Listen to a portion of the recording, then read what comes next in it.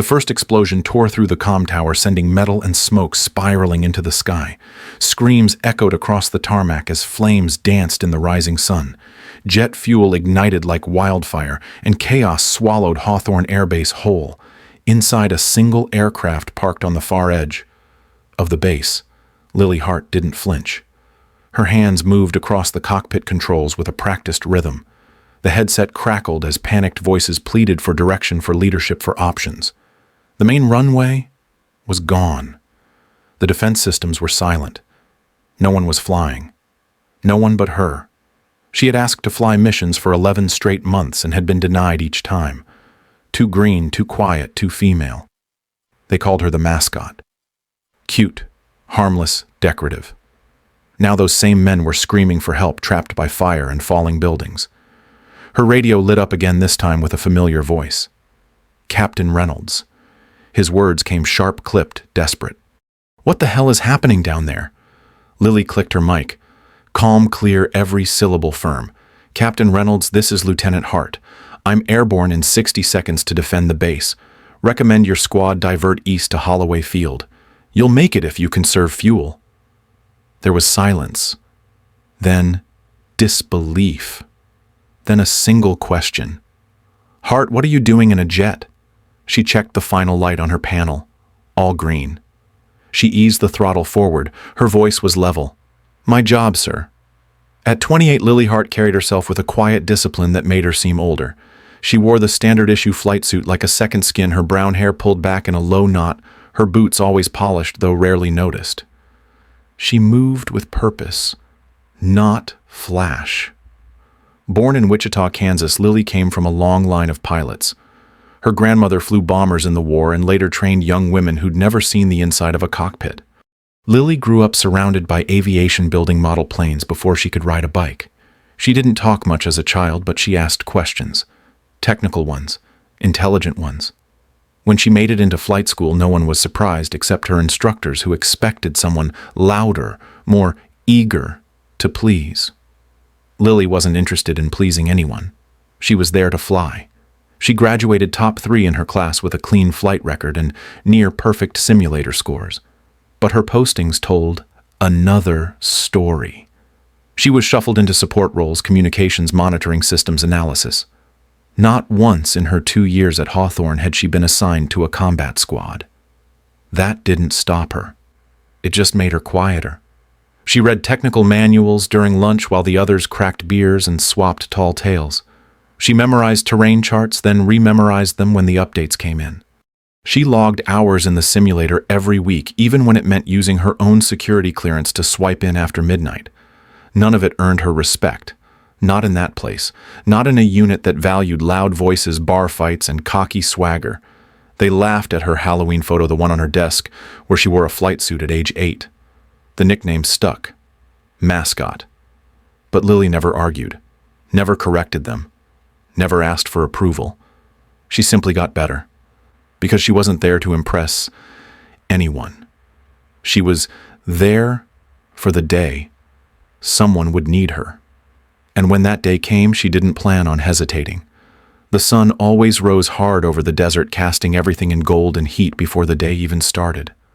Hawthorne Air Base came alive in that light engine's revving boots, hitting pavement, voices echoing across concrete. Most mornings, Lily was the first one awake. She jogged the perimeter before dawn alone, her breath steady and visible in the cool air. After showering and dressing, she walked into the mess hall carrying a notebook and 2 folded maps. She didn't sit near the others. They didn't ask her to. She ate quickly, head down, while the pilots around her swapped stories and laughed too loud. Her table was always covered in reference materials, air current models, refueling protocols, low-altitude radar profiles. No one asked why. By mid-morning, while the others drifted to flight briefings or joked with ground crew, Lily was in the simulator room. It smelled like plastic and sweat, the lights dimmed low. She logged herself in with quiet precision. The same mission, the same terrain, over and over. Each evening after others had signed out and headed toward the officers' club. She returned to the simulator. Sometimes she brought snacks, sometimes just water. She turned off the overhead lights, ran the full mission start to finish, then reset and ran it again. The cleaning crew thought she was tech support. They didn't know her name. Reynolds liked to make jokes when he knew Lily could hear them. He said them loud like stage lines, always followed by chuckles from the usual group. One morning after she'd been assigned to communications again, he smirked and said, "Tell your mom, the real pilots, say hi." No one corrected him. No one told him to stop. Even the younger ones learned quickly which way the wind blew. They called her Heart Attack once, after she corrected a navigation error in a briefing. But the name didn't stick. Too clever. Not mean enough. She was the one who ran final maintenance checks on aircraft before drills. The one who fixed a hydraulic misread during a sandstorm alert. The one who stayed behind to file error logs no one else wanted to touch. None of that mattered. When squad assignments were posted, her name was always near the bottom.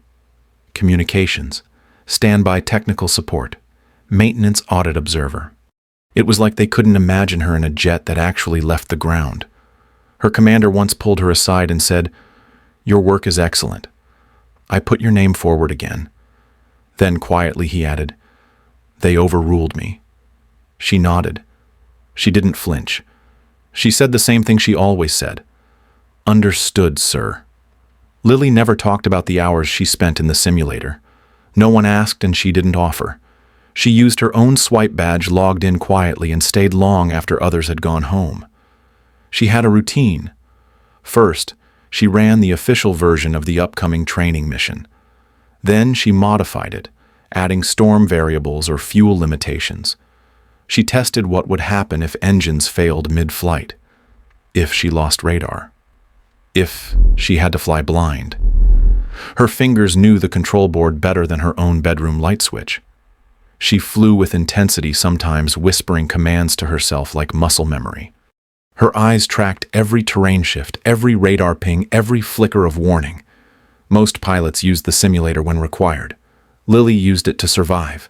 She kept notebooks filled with hand-drawn maps, elevation shifts, escape routes.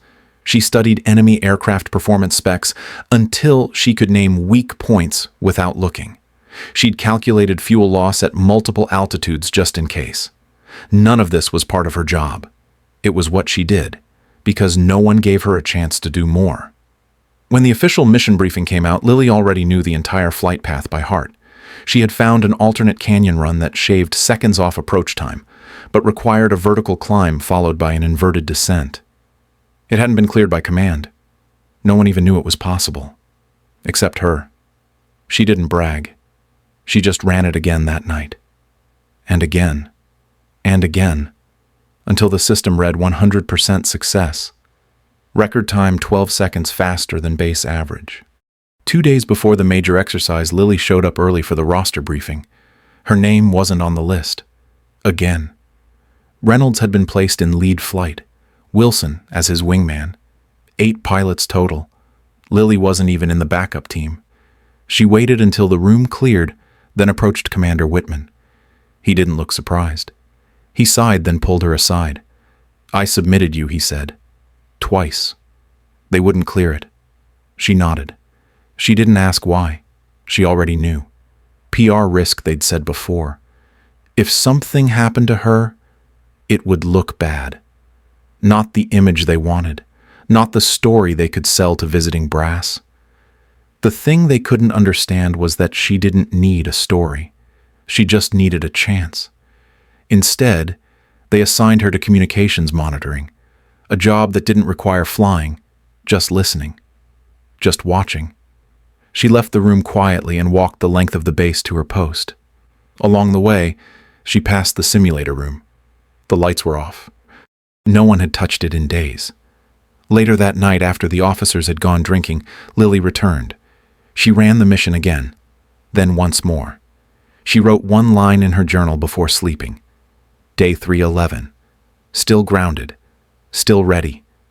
Lily never spoke much about her grandmother, but the photo sat by her bed always. A black and white image of a woman in a flight suit, hand on the nose of a war-era bomber, eyes full of defiance. Her grandmother flew during a time when women weren't supposed to be near a cockpit. She didn't ask for permission. She just proved herself until no one could deny her. As a girl, Lily would listen to old stories, not the kind told for glory, but the kind whispered in kitchens, about sandstorms, emergency landings, nights spent fixing engines with torn gloves and half light. Her grandmother never bragged. She just flew. When Lily got her acceptance into flight school, she didn't tell many people. Just her grandfather, who smiled but said it won't be easy. It won't. She knew that already. Each night before bed, Lily wrote in a small black journal. Neat, careful script. She didn't write feelings. She wrote facts, numbers, observations, what she could have done better, what she learned. On the worst days, the days when the mocking was loud or the assignments insulted, she added only a few lines. Still here, still standing, still flying. That night before the attack, she wrote more. Day 312. Rejected again, but no bitterness. I don't want to be the first woman pilot on this base. I want to be the best pilot, period. If they don't see that now, they will eventually. She closed the journal, tucked it into her desk, and stood at her window for a while. The desert sky was dark and full of stars. The hangar sat silent, like sleeping giants. She whispered a line her grandmother used to say. Preparation is a quiet thing, but it screams when it matters. The first explosion shook the ground like an earthquake. Windows shattered. Alarms wailed. Flames shot into the morning sky. Lily was inside the hangar running a diagnostic on a jet not scheduled for flight. The building shuddered as debris clattered from the rafters. Her heart rate stayed calm. She dropped the tool in her hand and slid into the cockpit. Outside, chaos. Pilots running. Ground crew shouting. Black smoke curling toward the sun. The main runway was gone. A crater of twisted metal where it used to be. She looked to the left. No jets moving. Looked to the right, just confusion. Her hands flew over the controls. Fuel gauge red full. Systems green. No blocks on the wheels. Whoever had prepped this plane hadn't expected it to matter. But now it did. She saw 3 enemy aircraft on the radar moving fast, low altitude. No identification. No transponder. She radioed the control tower. Nothing. Static. She tried a second frequency, then a third. No response. Her eyes scanned the horizon. Another explosion tore through the far side of the base. The command center vanished in a column of fire. People screamed. A man limped across the tarmac, dragging another. She glanced down at the instruments. Everything ready. Jet armed, wheels clear. The decision was made in one breath. She hit the starter. The jet's engines roared to life, slicing through the chaos like a war cry. Ground crew scrambled, unsure whether to wave her off or stop her. One young technician locked eyes with her and froze. She pointed sharply to the wheel blocks. He moved. Smoke drifted across the runway as Lily eased the jet forward. Her comm crackled a familiar voice. Commander Whitman. He was running toward her uniform, torn a piece of paper in hand. She cracked the canopy just long enough for him to thrust it inside. His eyes were wild, but his voice steady. 4 inbound. Stealth class likely Su-57s. Defensive systems offline. This is the last working frequency. He tapped the edge of the paper where the numbers were scribbled. Then he said something that stopped her breath for half a second. You're all we've got, Lieutenant. Show them what our mascot can do. She nodded once. No salute, no speech. Just focus. As he backed away, she lowered the canopy. Her hands reset, the frequency clicked to emergency channel. She spoke into the mic with calm command. Hawthorne personnel. This is Lieutenant Hart, preparing for takeoff to engage. Hold position. Stay low. I'll draw them off. No one responded. The auxiliary strip was narrow and rough, not meant for combat takeoff.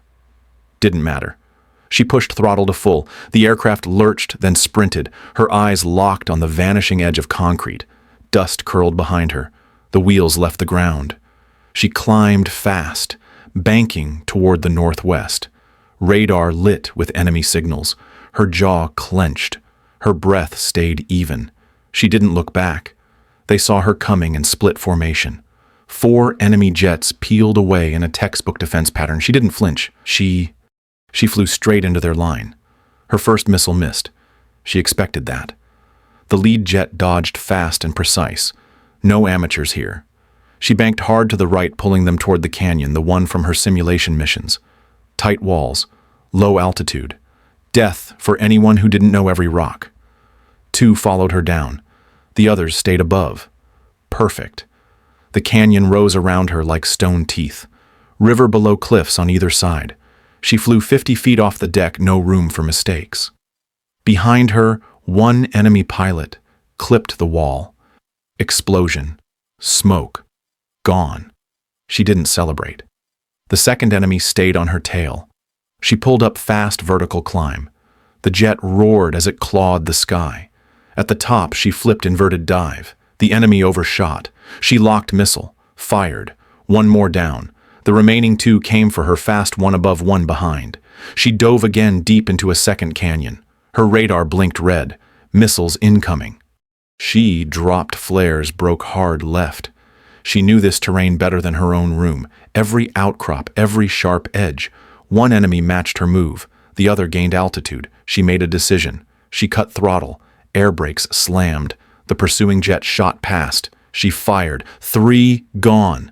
The last dove toward her guns blazing. Tracers streaked past her cockpit. 1 struck her left wing. Warning lights lit up. She pulled up hard, exposed herself. Bait. Ahead, the stone arch. Narrow. Unforgiving. She aimed straight for it, rolled the jet 90 degrees, slipped through. He didn't. Impact. Fire. Silence. She steadied her breathing. Radar clear. Smoke still rose from the far end of the base as Lily circled once.